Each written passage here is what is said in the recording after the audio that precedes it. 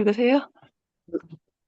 정보의 궁극적 요인과 직접적 요인, 이상과 같은 사례에서도 확인할 수 있듯이 여러 사회가 융합될 때 반드시 아니더라도 대부분의 경우 전쟁이나 전쟁의 위협이 핵심적 역할을 한다. 그러나 사실상 인류 역사에서 전쟁은 언제나 존재했던 불변의 요소였다. 심지어는 조그마한 무리 사회에서도 예외는 아니었다. 그렇다면 전쟁이 사회융합을 가져오기 시작한 시기가 기껏해야 1만 3천 년 전이었던 것은 무엇 때문일까? 우리는 이미 복잡한 사회가 형성되는 과정에 높은 인구 밀도와 관련 관계가 있다는 결론을 내렸다.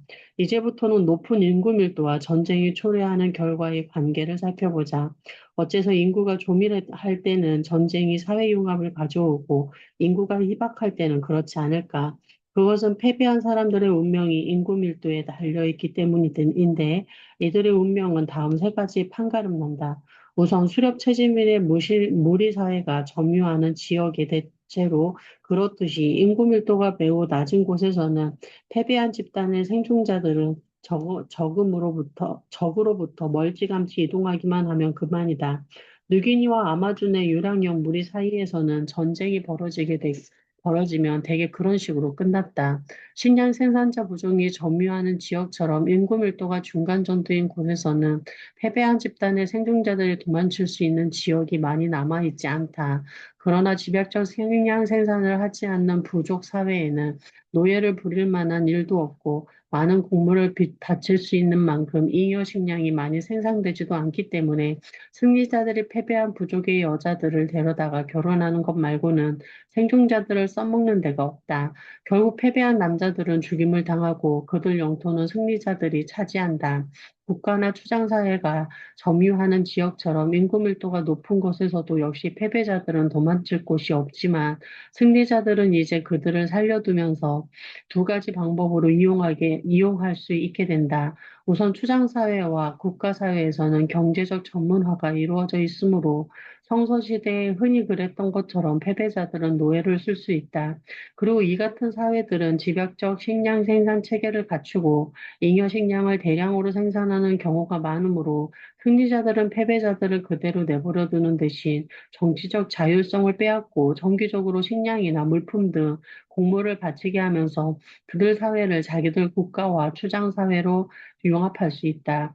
실제로 기록된 역사를 두루 살펴보아도 국가 또는 제국의 개국과 관련된 싸움들은 대개 그런 식의 결말을 보았다. 예를 들면 스페인 정복자들은 멕시코 원주민에게서 곡물을 받고 싶어 했으므로 아즈텍 제국의 곡물 목록에 지대한 관심을 나타냈다. 아즈텍인이 해마다 피지피 민족들로부터 받아낸 곡물에는 옥수수 7,000톤, 누에고시 4,000톤, 비름 알곡 4,000톤, 무명망토 200만 장, 엄청난 분량의 카카오 열매, 전쟁용 의복, 방패, 머리 장식, 호박 등이 포함되어 있었다. 이상에서 본 것처럼 정복의 궁극적 원인은 식량 생산과 각 사회 사이의 경쟁과 확산이었다. 거기서 시작된 인과관계의 사슬에 의해 병영군, 문자, 기술 중앙 집도적 전투 조직 등 정복의 직접적 요인이 생겨나게 된 것이다. 구체적인 인간관계는 경우에 따라 달랐지만 언제나 공통적 요소는 조밀한 대규모 인구와 정주영 생활이었다. 이러한 궁극적인 원인들은 각 대륙에서 제각기 다르게 발전해 정복의 직접적 요인들에도 차이가 생길 수밖에 없었다. 이 같은 요인들은 대개 서로 관련되어 함께 발생했지만 그러한 관계가 반드시 성립되는 것은 아니었다. 예를 들면 잉카인들은 제국을 세웠지만 문자를 갖지 못했고 아르텍인들에게는 문자는 있었지만 유행병은 별로 없었다. 딩키스와요 당시 줄루족을 보더라도 이 각각의 요인이 역사 흐름에 미친 영향은 다소 독립적이었음을 알 수 있다.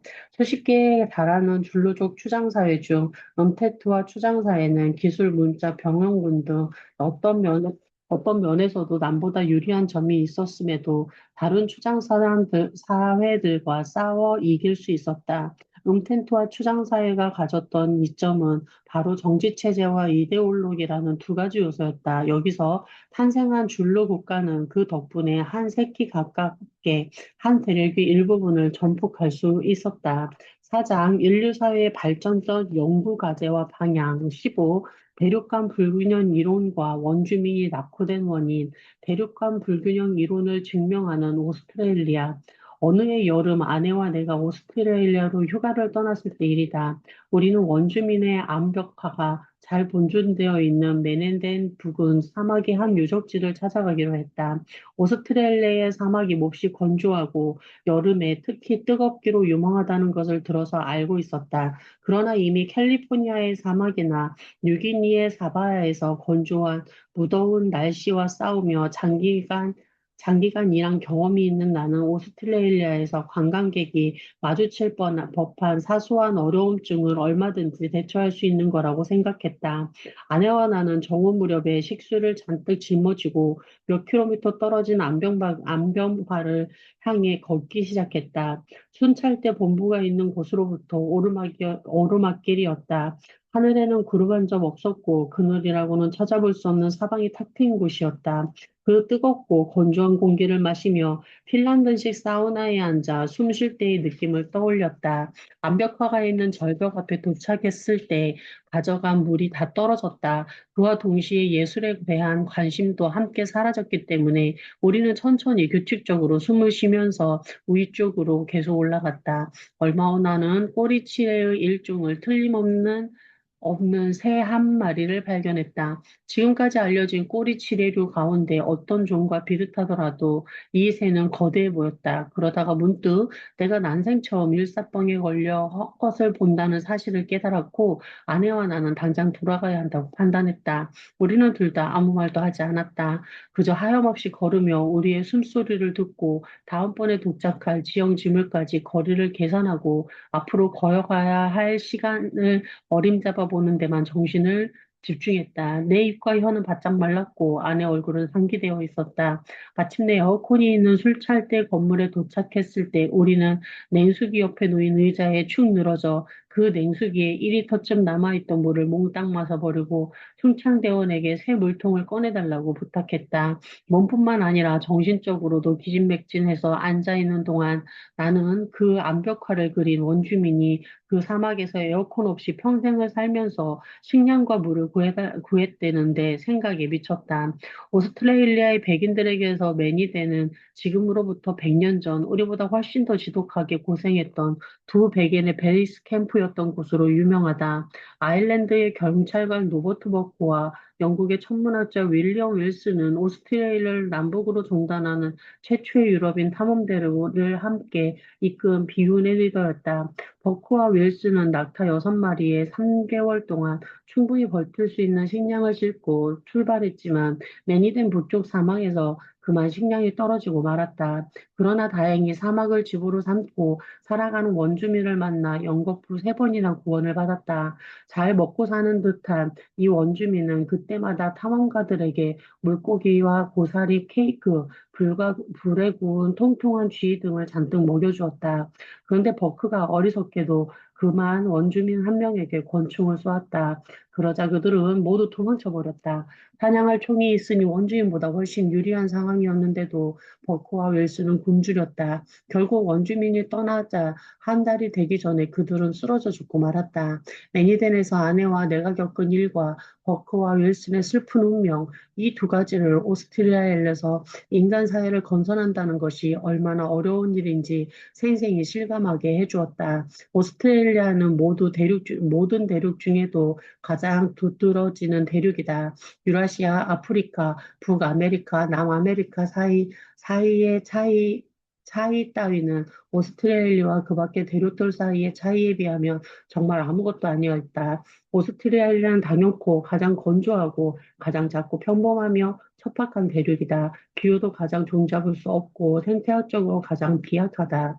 그리고 이곳은 유럽인이 맨 나중에 들어온 대륙이기도 하다. 그때까지 오스트레일리아에는 모든 대륙을 통틀어 가장 특이한 인간 사회가 존재했으며 인구도 가장 적었다. 그러므로 오스트레일리아는 인간 사회에서 대륙 간 불균형 이론들을 검증하는 결정적인 판단 기준이 된다.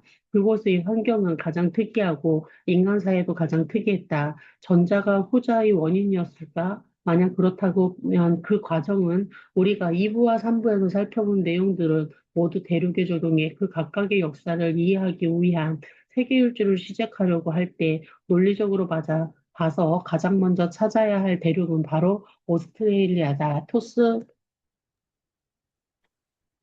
근대 유일의 뒤처진 대륙, 오스트레일리아 원주민 사회의 비참함. 오스트레일리아 원주민 사회에서 가장 눈에 띄는 특색을 말하라고 하면 대부분의 일반인들은 후진성이라고 대답할 것이다. 오스트레일리아는 근대에 와서도 모든 원주민이 이른바 문명이라는 것의 특징들, 농경, 목축, 금속, 활과 화살, 튼튼한 건물, 정착촌, 문자, 추장사회 또는 국가 따위를 하나도 갖추지 못하고 살고 있던 유일한 대륙이었다. 오스트레일리아 원주민들은 유랑이나 반유랑 생활을 하는 수렵 채집민이었고, 무리 사회로 조직되어 임시 숙소나 원두막집 따위를 짓고 살았으며, 아직도 석기에 의존하고 있었다.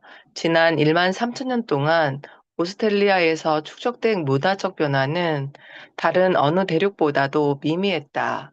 오스트레일리아 원주민들에 대한 일반적인 생각은 일찍이 어느 프랑스 탐험가가 언급했던 말에서 이미 그 전형을 찾을 수 있었다. 이들은 전 세계에서 가장 비참한 자들이며 짐승에 가장 가까운 인간들이다. 그러나 4만 년 전만 하더라도 오스트레일리아 원주민 사회는 유럽을 비롯한 그 어느 대륙의 인간 사회보다도 출발이 훨씬 빨랐다. 석기에 날을 갈아서 사용한 것도 오스트레일리아 원주민들이 세계에서 가장 빠른 편이었고, 세계 최초의 자루가 달린 도구, 즉 손잡이에 고정시킨 돌도끼를 만들었으며, 배를 만든 것도 남보다 훨씬 앞섰다. 그리고 바위 표면에 그린 벽화도 전 세계에서 가장 오래된 편에 속한다. 해부학적 현생 인류가 살기 시작한 시기도 오스트레일리아가 서유럽보다 먼저였을 것이다. 그렇다면 이렇게 일찍 출발했는데도 어째서 오스트레일리아가 유럽을 정복하지 못하고 오히려 그 반대가 되었을까? 이 질문 속에는 또 한 가지 질문이 내포되어 있다. 홍적세의 빙하기 동안에는 많은 양의 바닷물이 대륙빙에 갇혀 있어서 해수면이 현재 위치보다 훨씬 낮았으므로 오늘날 오스트레일리아와 뉴기니를 떼어놓고 있는 아라푸카 해가 당시에는 나지막한 마른 땅이었다.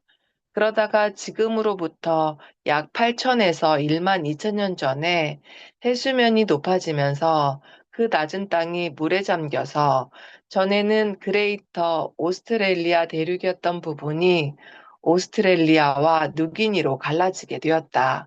그러나 원래 인간 사회는 하나였던 두 땅의 인간 사회는 근대에 와서 이미 크게 달라져 있었다.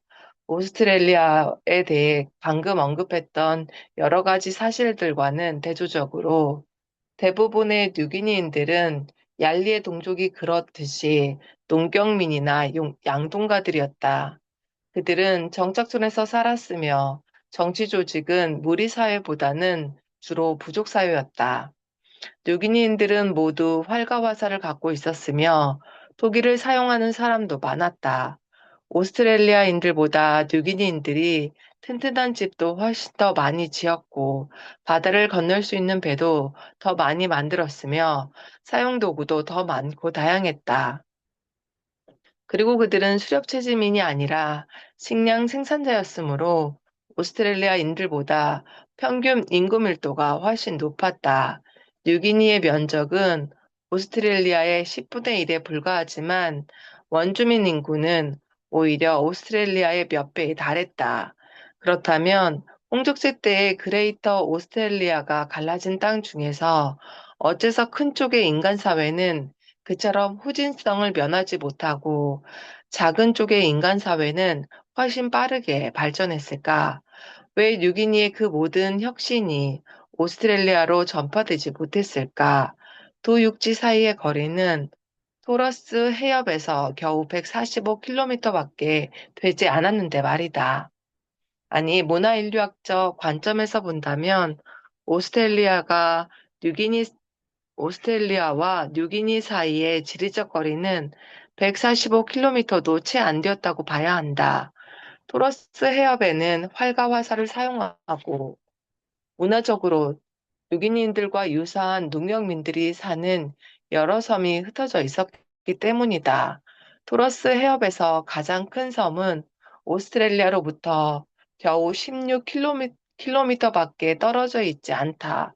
더구나 섬 사람들은 오스트레일리아 원주민뿐만 아니라 뉴기인들과도 활발한 교역을 하고 있었다.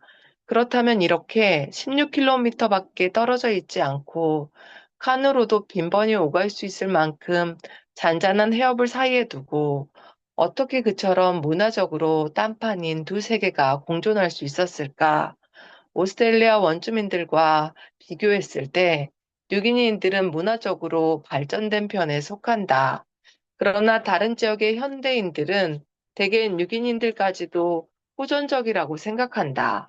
19세기 말에 들어와서 유럽인들이 뉴기니를 식민지화하기 시작할 때까지 유기니인들은 문자도 몰랐고 석기에 의존했으며 정치적으로도 국가 또는 몇몇 경우를 제외하면 추장사회를 조직하지 못했다. 설령 유기니인들이 오스트레일리아 원주민들보다는 진보했다고 인정하더라도 어째서 그들은 유라시아인, 아프리카인, 아메리카 원주민만큼 진보하지는 못했을까? 이와 같이 얄리의 동족이나 그 사촌인 오스트레일리아 원주민들은 수수께끼 속에 또 다른 수수께끼가 숨어 있는 형국이다. 오스트레일리아 원주민 사회가 가진 문화적 후진성의 원인을 설명하라고 했을 때 오스트레일리아의 많은 백인은 간단한 대답을 내놓았다. 원주민들에게 결함이 있다는 것이다. 원주민들은 안면 구조나 피부색이 유럽인들과 확실히 달라 19세기 말의 학자들은 그들이 바로 유인원과 인류 사회의 잃어버린 고리라고 믿기도 했다. 영국의 백인 이주민들은 불과 몇십 년 만에 문자를 쓰고 식량을 생산하고 산업화가 이루어진 민주주의 사회를 창조할 수 있었다. 그렇다면 그 대륙에서 4만 년이 넘도록 살고 있던 원주민들은 여전히 문자를 모르는 수렵 최지민으로 남아 있었다는 이 엄연한 사실을 달리 무엇으로 설명하겠는가? 더구나 오스트레일리아에는 세계적인 매장량을 가진 철광과 알루미늄 광이 여러 군데 있으며 아울러 구리, 주석, 납, 아연 등의 매장량도 풍부하다는 사실을 감안하면 더욱 놀라운 일이다. 그런데도 어째서 오스트레일리아 원주민들은 금속기를 모르고 여전히 석기 시대에 살고 있었을까? 이것은 인간 사회의 진화에 대한 완벽하게 제어된 하나의 실험인 듯하다. 대륙은 똑같았고 사람들만 달랐다. 그러므로 오스트레일리아 원주민 사회와 유럽계 오스트레일리아의 오스트레 유럽계 오스트레일리아인 사이의 사회의 차이는 각각의 사회를 구성하고 있는 사람들로부터 비롯되었다고 해야 할 것이다. 얼핏 보면 이 같은 인종차별적 결론이 옳은 것처럼 보인다. 그러나 이제 우리는 그 속에서 단순한 오류 한 가지를 발견하게 될 것이다. 오스트레일리아, 오스트레일리아와 뉴기니의 환경적 차이. 이와 같은 논리를 점검하기 위한 첫 단계로 우선 각 인종의 기원부터 검토해보자. 오스트레일리아와 뉴기니에는 적어도 4만 년 전부터 사람이 살았고, 그 당시 두 지역은 아직 크레이터 오스트레일리아로 합쳐져 있었다. 지도만 한번 살펴보아도 그 사람들은 틀림없이 가장 가까운 대륙, 즉 동남아시아에서 출발하여 인도네시아 열도의 섬들을 차례차례 건너면서 이주해 왔으리라는 것을 짐작할 수 있다. 이 같은 결론은 현대의 오스트레일리아인, 뉴기니인, 아시아인 사이의 유전적 관계, 그리고 오늘날 필리핀, 말레이 반도, 미얀마 건너편에 안다만 제도 등지에 남아있는 사람들의 비슷한 외모로 뒷받침된다. 토스.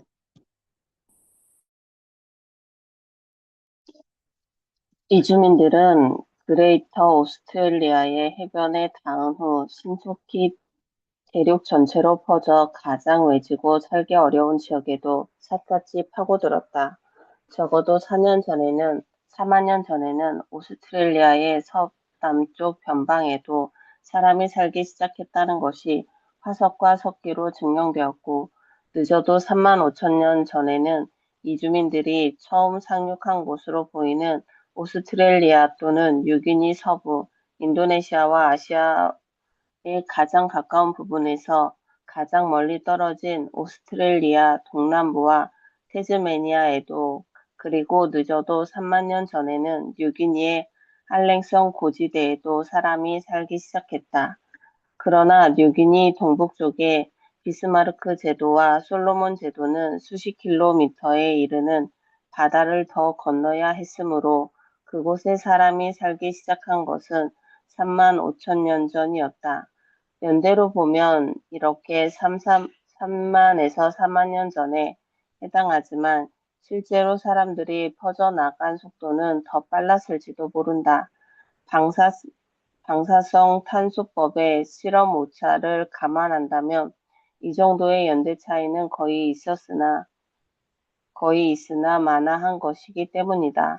오스트레일리아와 뉴기니에 처음 인류가 살기 시작한 홍적세 무렵, 아시아 대륙은 보르네오, 자바, 발리 등의 섬들이 아직 붙어 있어서 동쪽으로 더 뻗은 상태였으므로 오스트레일리아와 뉴기니 쪽에서 보았을 때 동남아시아의 경계선은 현재 위치보다 1600km쯤 가까웠다.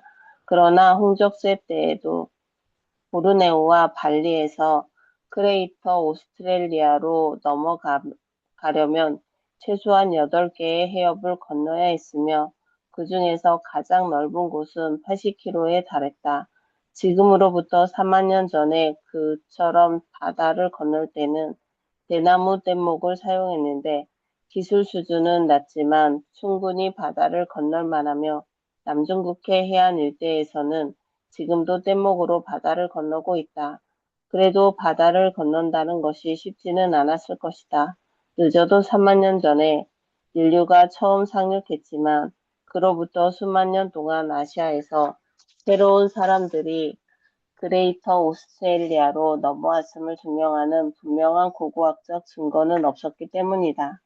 그러다 이주에 대한 확실한 증거가 다시 발견된 시기는 지금 몇천 년 사이로, 그 증거는 바로 원산지가 아시아인 돼지가 뉴기니에 처음으로 나타나고 아시아 원산지의 개가 오스트레일리아에 처음 나타났다는 점이다.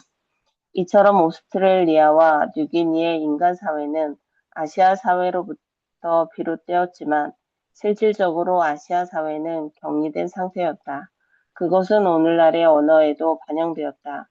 수만 년 동안 서로 떨어져 있었던 탓에 오늘날 오스트레일리아의 각, 각종 원주민 언어나 뉴기니의 주요 언어군, 이른바 파푸아 언어군은 아시아의 그 어떤 언어와도 가까운 관계를 보이지 않는다. 격리 상태는 유전자의 형질 인류학적 특징에도 반영되어 있다.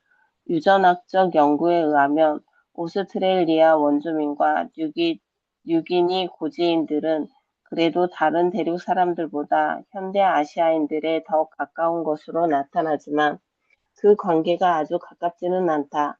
골격이나 외모를 보더라도 오스트레일리아 원주민과 뉴기니인들은 대부분 동남아시아인들과는 뚜렷한 차이를 보인다. 이것은 오스트레일리아인이나 뉴기니인의 사진을 인도네시아인이나 중국인의 사진과 비교해 보면 금방 알 수 있다. 그 같은 차이점들이 생겨난 까닭은 처음에 그레이, 그레이터 오스트레일리아로 이주한 아시아인들이 아시아에 그대로 정주한 사촌들과 헤어진 채 서로 유전자 교환을 거의 하지 않았고 오랫동안 따로 진화된 탓으로 밭도 물론 있다. 그러나 그보다 더 중요한 이유는 아마도 처음에 그레이터 오스트레일리아로 이주할 당시 동남아시아에 살고 있던 사람들이 대부분 나중에 중국에서 뻗어나온 다른 아시아인들로 교체되어 오늘에 이르렀기 때문일 것이다. 오스트레일리아 원주민과 뉴기니인들도 유전자, 외모, 언어 면에서 서로 달라졌다. 예를 들자면 유전적으로 결정되는 혈액형 중에서 ABO식 혈액형의 B형과 MNS식 혈액형의 S형은 세계 대부분 지역에서처럼 뉴기니에서도 나타나지만 오스트레일리아에는 두 가지 다 거의 존재하지 않는다. 뉴기니인들의 머리카락은 대개 돌돌 말려 있지만 오스트레일리아인의 머리카락은 직모이거나 물결형이다. 오스트레일리아의 각종 언어와 뉴기니의 파푸아기아 언어는 아시아 언어와 무관할 뿐 아니라 상호 간에도 무관하다. 다만 토러스 해협을 사이에 두고 일부 어휘가 양방향으로 전파되었을 뿐이다. 이처럼 오스트레일리아인과 뉴기니인이 서로 달라졌다는 것은 크게 다른 환경에서 오랫동안 격리되어 있음을 나타낸다. 지금으로부터 약 1만 년 전 아라프라 해가 오스트레일리아와 뉴기니를 갈라놓았고 그때부터 두 지역 사이에 유전자 교환이 이루어진 것은 토러스 해협의 여러 섬을 경유하는 미약한 접촉을 통해서였다. 그리하여 두 지역의 사람들은 각자 자기 환경에 적응하게 되었다. 뉴기니 남부 해안의 사바나와 망그로브 숲은 오스트레일리아 북부와 매우 유사하지만 그 밖의 생식지들은 거의 모든 면에서 두 지역이 서로 판이하게 다르다. 몇 가지 차이점을 살펴보자. 우선 뉴기니는 거의 적도상에 위치하고 있지만 오스트레일리아는 그 남단의 남위 40도에 가까우므로 온대까지 깊숙이 뻗어 있다. 뉴기니는 산이 많고 지형이 험하여 해발 5,000m에 이르고 가장 높은 몇 개 봉우리는 빙하까지 덮여 있는 반면 오스트레일리아는 대체로 낮고 전체 면적의 94%는 해발 600m 이하 평평하다. 뉴기니는 지구상에서 가장 다습한 곳 중 하나이고 오스트레일리아는 가장 건조한 곳 중에 하나다. 뉴기니의 대부분 지역은 연평균 강수량 2,500mm 이상이며 고지대는 5,000mm가 넘는 곳도 않지만 오스트레일리아의 대부분 지역은 500mm도 채 되지 않는다. 뉴기니의 적도 기후는 계절별, 연도별 변화와 미미하지만 오스트레일리아의 기후는 계절에 따라 변화가 심하며 다른 어떤 대륙과 비교해도 연도별 편차가 훨씬 크다. 결과적으로 뉴기니에는 영구적인 큰 강이 많지만 오스트레일리아의 경우에는 영구적인 강이면서도 동부를 제외한 지역에서는 흐르지 못하는 강이 대부분이다. 심지어는 오스트레일리아의 가장 큰 강, 멀리 달린 강조차도 가뭄이 들면 몇 달씩 흐름이 끊기기 일쑤다. 뉴기니의 육지 면적 대부분은 빽빽한 강우림으로 덮여 있지만 오스트레일리아의 대부분 지역은 사막이거나 나무가 뜸하고 건조한 산림지대가 고작이다. 뉴기니는 진태를 거듭하며 고지대를 침식하는 빙하, 엄청난 양의 모래를 저지대로 운반하는 산간수 등으로 인해 생긴 지 얼마 안 되는 비옥한 토양으로 덮여 있다. 이와는 대조적으로 오스트레일리아의 토양은 모든 대륙을 통틀어 단연코 가장 오래되고 가장 척박하며 영양소가 가장 부족한 토양이다. 오스트레일리아에는 화산 활동이 거의 없고 높은 산이나 빙하도 없기 때문이다. 뉴기니의 면적은 오스트레일리아의 10분의 1에 불과하지만 포유류와 조류의 종수는 오스트레일리아와 거의 맞먹는다. 그 까닭은 뉴기니가 적도 근처에 위치하고 있으며 강우량도 훨씬 많고 고도 차이도 훨씬 심하며 토양도 더 비옥하기 때문이다. 이 같은 여러 가지 환경적 차이로 인해 두 지역의 문화사도 서로 판이하게 달라졌다. 이제부터 그 내용을 살펴보기로 하자. 여기까지 하겠습니다.